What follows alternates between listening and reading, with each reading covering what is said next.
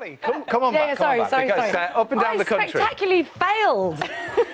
Don't worry about it. Don't worry about it. Now, up and down the country, people who run small shops, pubs and restaurants are bracing themselves for the government's overhaul of business rates. And as Lucy discovered, there's going to be some real winners, but also some real losers.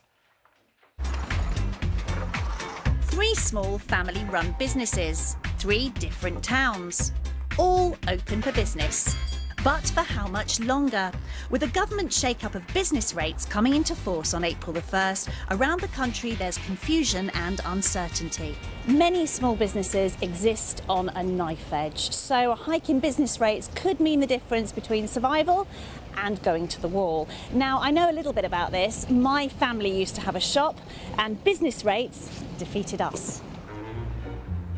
Business rates are essentially taxes on commercial properties based on how much they'd fetch in rent, what's called their rateable value. The government applies its own formula to this to determine the final rate. Most won't know exactly what their business rate will be before the end of March, which has left many businesses fearing the worst. Nita and Kishore Shah have run their newsagents in Pimlico, central London, for 27 years. They believe their rates will more than double.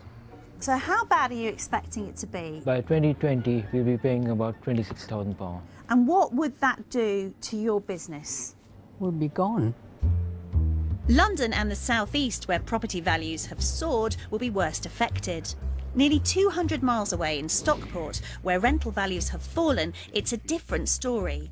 At 85, David Friedman runs the town's oldest retailer. He believes his rates should see a big reduction.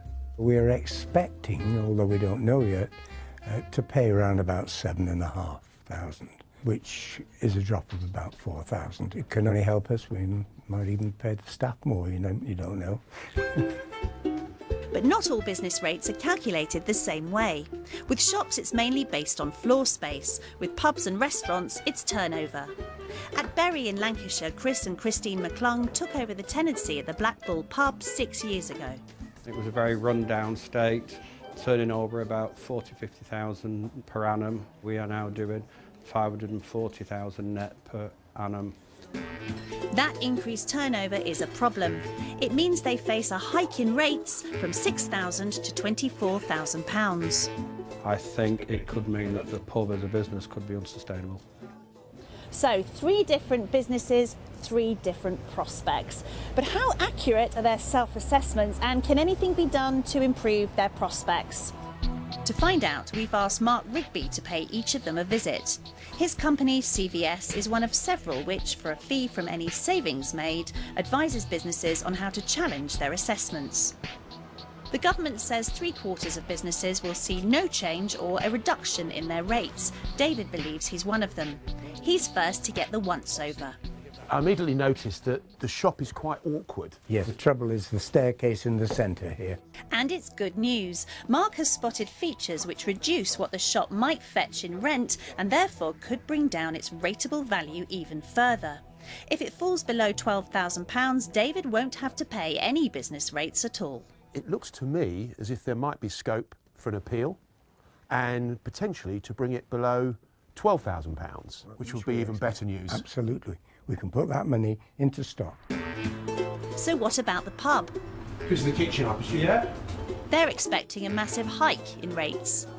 So, Chris, I've had a look round. Probably based on your turnover, that's about fair. The good news is it's going to be feathered in. You won't see that big increase immediately in the short term. Okay. But Chris is still unhappy about assessments based on turnover. Turnover's not anything to do with actual bottom line profit, and I think the whole system should be reassessed.